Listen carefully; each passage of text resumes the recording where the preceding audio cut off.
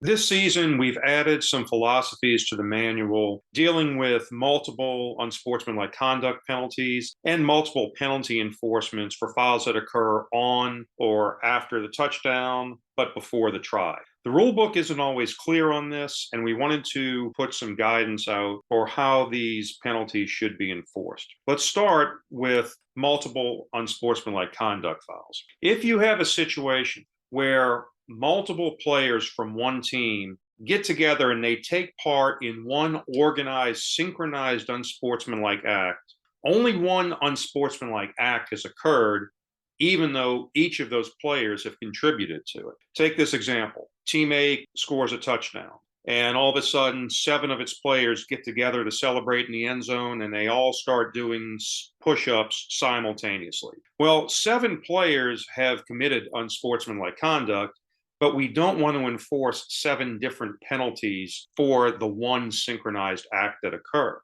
We are supposed to enforce penalties separately in any order of occurrence, but in this situation, there's really been only one occurrence. So when that happens, we are going to give each player an unsportsmanlike conduct foul toward his 2 possible for disqualification, but there's only going to be one 15-yard penalty assessed for that act, because it was only one act. Now, take that a step further, however.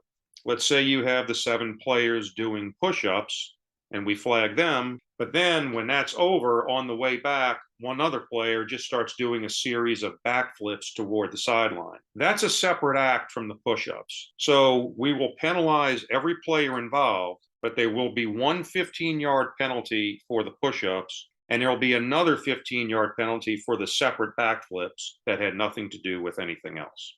The second point of clarification is for fouls occurring during a touchdown play or after the touchdown, but before the try. Often this involves a situation where one team can enforce multiple penalties against the other. Well, the rules say that those penalties may be enforced on either the try or the subsequent kickoff. We want to clarify here, though, that they have to be enforced on one or the other. When you can enforce multiple penalties against a team like that, they have to be enforced together, either all in the try or all in the subsequent kickoff. A team doesn't get to choose to penalize 2 penalties on the try and then penalize 2 others on the kickoff later on. They all have to be either on the try or the kickoff.